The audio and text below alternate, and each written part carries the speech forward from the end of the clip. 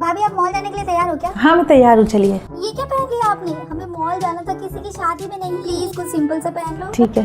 One eternity later. सजना है मुझे सजना के लिए। बहू, गांव वाली दादी नहीं रही, हमें अभी निकलना होगा, जल्दी से तैयार हो जाओ। A few moments later. मेरे पास ना प्योर वाइट कपड़े नहीं है, इन दोनों में से कौन सा पहनूं? इनमें थोड़े से फ्लोरल प्रिंट है पर वाइट तो है ना।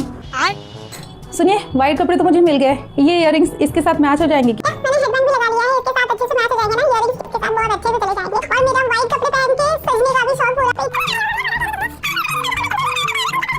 अरे चुप हो जा, कान से खून निकाल के मानेगी क्या? देखो, अगर मेकअप करके आपने खुद को या किसी और को परेशान कर रखा है तो ये वीडियो पूरा देखिए। आज मैं आपको बताऊंगी सिर्फ ऐसे 10 रूल्स, बहुत ही सिंपल सीधे सादे वाले रूल्स है जिसे अगर आपने फॉलो किया तो आपको मेकअप करने की जरूरत नहीं पड़ेगी। सिर्फ मेकअप से खूबसूरती नहीं आती है, वैसे भी ये सारे रूल्स आपको फॉलो करने चाहिए, चाहे आप मेकअप करते हो या नहीं करते हो, क्योंकि इन्हें फॉलो करने के बाद आप गारंटीड सुंदर दिखोगे, अट्रैक्टिव दिखोगे और लोग आपके पीछे दौड़े दौड़े आएंगे पूछने के लिए कि ऐसा कौन सा जादू कर लिया आपने। पर आप किसी को बताना मत, ये वीडियो उनको शेयर कर देना। So let's get started. देखो, सबसे सीधा सिंपल रूल है कि अपने आईब्रोज के ऊपर ध्यान देना स्टार्ट कर दो। अपने आईब्रोज को अच्छे से मेंटेन करना सीखो, उसे अच्छे से शेप देकर रखो और जब बाहर जा रहे हो तो एटलीस्ट तब अपने आईब्रोज को अच्छे से फिल करके रखो। ये सारी छोटी छोटी चीजें जो होती है ना, जो आपके आईब्रोज से रिलेटेड है, अगर आपने उन्हें फॉलो कर लिया तो आपको इंस्टेंटली अपने फेस पे एक अच्छा सा निखार देखने को मिलेगा।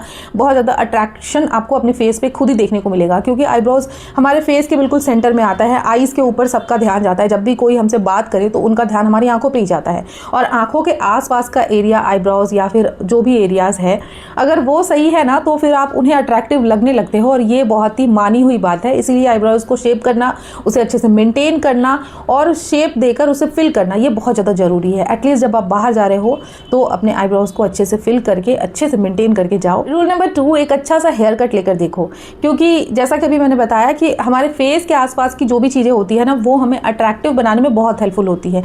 सिर्फ उन्हीं पे ध्यान नहीं देना है, लेकिन हाँ, मेजरली यही वो चीज़ होती है जिस पे हमें काम करना होता है, जो हमारे फेस के आसपास की चीज़ें होती हैं।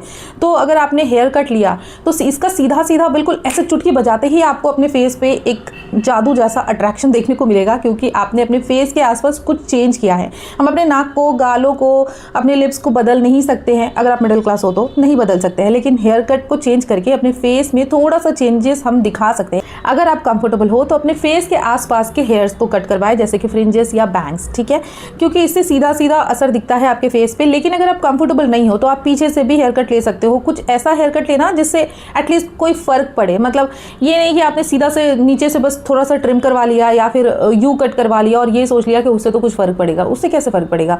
आपको कोई ऐसा हेयर कट लेना है जो कि थोड़ा बहुत आपके फेस के आसपास रिफ्लेक्ट डाले, थोड़े बहुत बाल आपके फेस के आसपास आने लगे। ऐसा कोई हेयर कट लेके देखो, आपको 100% अच्छा रिजल्ट देखने को मिलेगा, क्योंकि इससे काफ़ी ज़्यादा आपके फेस में चेंजेस दिखेंगे। आपको अपने फेस को मसाज करना सीखना पड़ेगा। मतलब आप अगर डेली नहीं कर सकते हो तो एटलीस्ट आप वीक में 3 बार, मतलब ऑल्टरनेट डे पे आप अपने फेस को मसाज जरूर करें। चाहे वो रात को सोने से पहले आप नाइट सीरम लगा रहे हो, नाइट क्रीम लगा रहे हो, उसी से हल्का फुल्का 2 मिनट का मसाज ले लो। इससे सीधा सीधा ये रिजल्ट आपको देखने को मिलेगा कि आपके फेस के ब्लड सर्कुलेशन बढ़ेंगे, जिससे आपके फेस पे नेचुरली ग्लो आने लगेगा।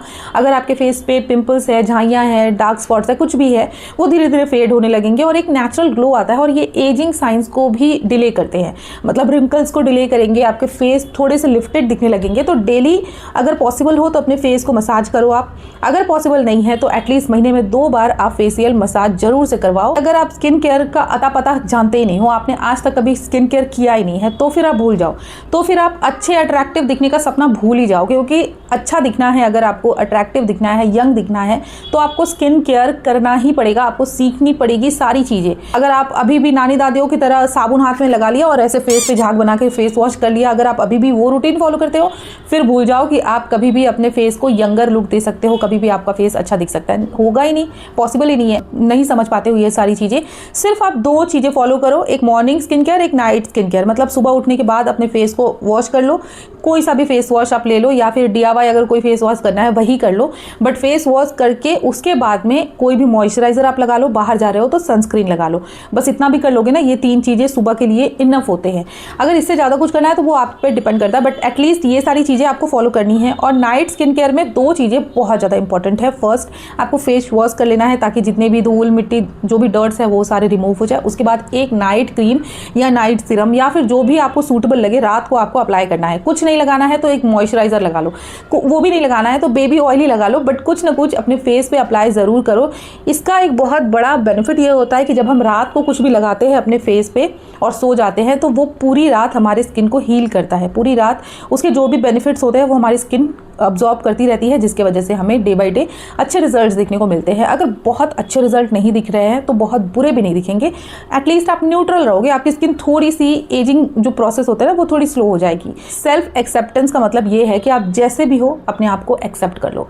किसी को भी दिखाने के लिए या फिर किसी को भी प्रूव करने के लिए अगर आप कुछ कर रहे हो तो ये सेल्फ एक्सेप्टेंस नहीं है। मतलब आप किसी और के लिए अगर आप अपने आप को बेटर बनाना चाहते हो तो फिर वो कभी बेटर होगा ही नहीं।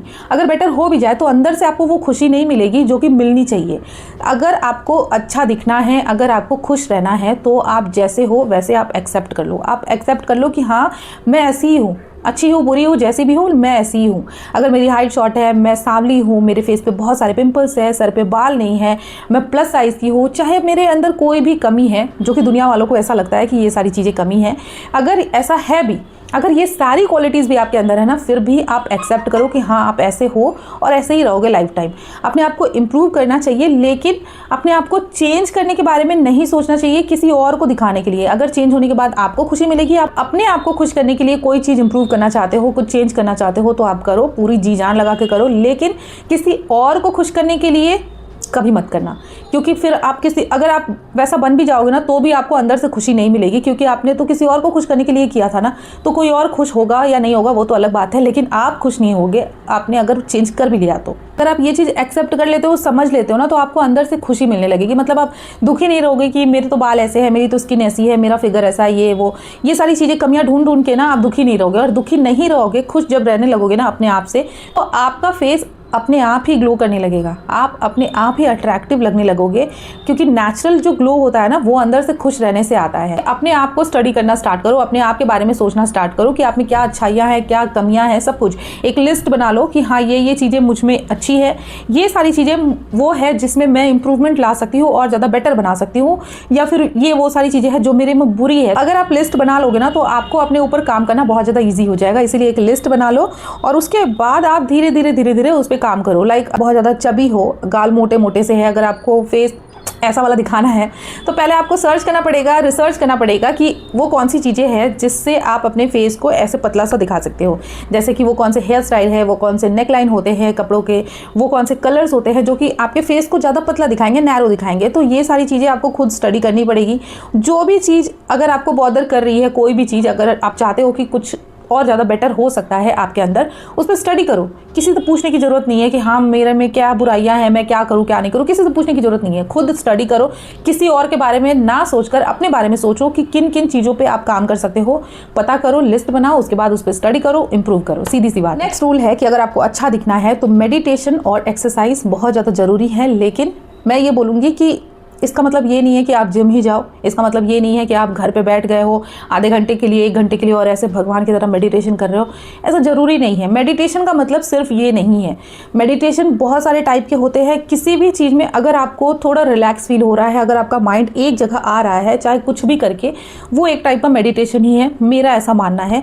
जैसे कि अगर आपको पेंटिंग करना पसंद है, आप वो पूरी फोकस से कर रहे हो, आपका सारा माइंड उसमें चला जा रहा है, कोई इधर उधर की बात कुछ भी नहीं आ रहा है दिमाग में, तो वो एक टाइप का मेडिटेशन है। क्या होता है ना कि कई बार हम बहुत ज़्यादा कोशिश करते हैं, ऐसे बैठ के आंखें बंद करके कोशिश करते रहते हैं मेडिटेशन करने की, लेकिन वो हो नहीं पाता। ऊपर से आप आंख बंद करके बैठ गए हो, मतलब शरीर आंख बंद करके ऐसे बैठ गया है, लेकिन दिमाग में महाभारत चल रही है, दिमाग में तो पूरी दुनिया की स्टोरी चल रही है, तो वो फिर उसका कोई फ़ायदा नहीं है, वो मेडिटेशन है ही नहीं। उससे अच्छा है कि आप आंखें खोल के वो करो जिसमें आपको इंटरेस्ट आता है, जो करने में आपको मज़ा आता है वो करो आंखें खोल के।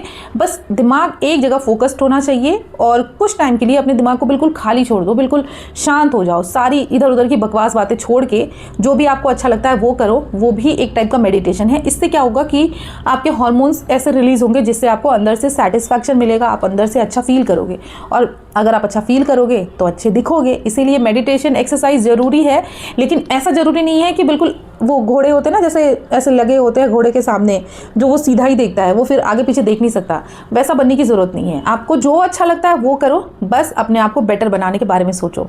नेक्स्ट रूल है जो कि आपको पता ही होगा, पीने की बात। पीना मतलब पानी पीना, क्योंकि जब तक आप अपने आप को हाइड्रेटेड नहीं रखोगे, अगर आपके बॉडी में पानी की कमी है तो आपका शरीर अंदर से पापड़ की तरह सूखता जाएगा और वो आपके फेस पे देखने को मिलेगा ही। डिहाइड्रेशन की वजह से एजिंग साइंस बहुत जल्दी आते हैं, स्किन ग्लोइंग नहीं दिखेगी, आप अच्छे नहीं दिखोगे, ब्ला ब्ला ब्ला, ये सारी चीज़ें आपको पता ही होंगी। इसलिए इसके बारे में ज़्यादा बात नहीं करेंगे, बस इतना मैं आपको याद दिला दूँ कि डिहाइड्रेटेड नहीं होना है, जितना हो सके उतना पानी पियो, पूरा टंकी खाली कर दो, लेकिन पानी भरपूर मात्रा में पियो।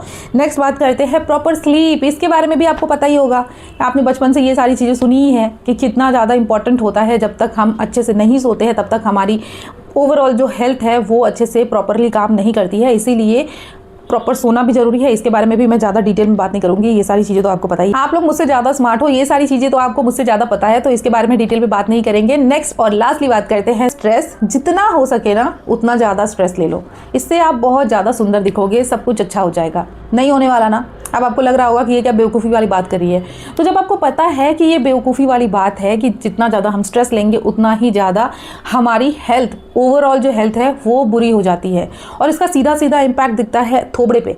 जितना ज़्यादा आप स्ट्रेस लोगे ना उतना ज़्यादा हमारा चेहरा डल सा दिखने लगता है, स्किन प्रॉब्लम, हेयर प्रॉब्लम, और भी पता नहीं कौन कौन सी प्रॉब्लम है जो कि स्ट्रेस की वजह से और ज़्यादा बढ़ जाती है, बहुत ज़्यादा, मतलब 10 गुना ज़्यादा बढ़ जाती है, आप ऐसा समझ लो। इसलिए स्ट्रेस को हो सके तो कम करने का कोशिश करो। मैं स्ट्रेस खत्म करने के बारे में नहीं बोलूँगी क्योंकि मैं सुनी सुनाई बातें नहीं करना चाहती हूँ, मैं रिलेट करती हूँ आपसे, मैं भी आपकी तरह नॉर्मल इंसान हूँ।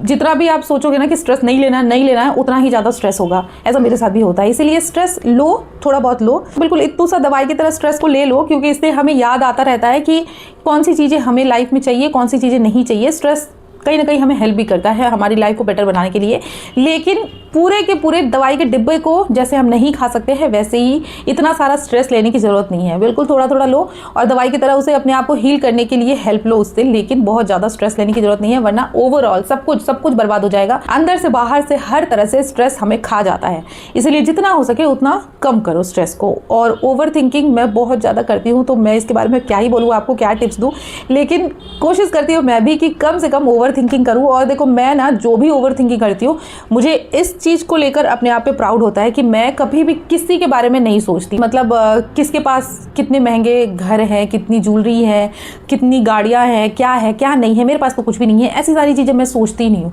बिल्कुल किसी और के बारे में मैं कुछ भी नहीं सोचती। जितना ज़्यादा मैं ओवर थिंकिंग करती हूँ ना, वो सिर्फ और सिर्फ अपने बारे में सोचती हूँ कि कैसे मैं अपने आप को इम्प्रूव कर सकती हूँ, कैसे मेरे जो सिचुएशन है, मेरे जो हालात है, मैं उससे बेटर बना सकती हूँ।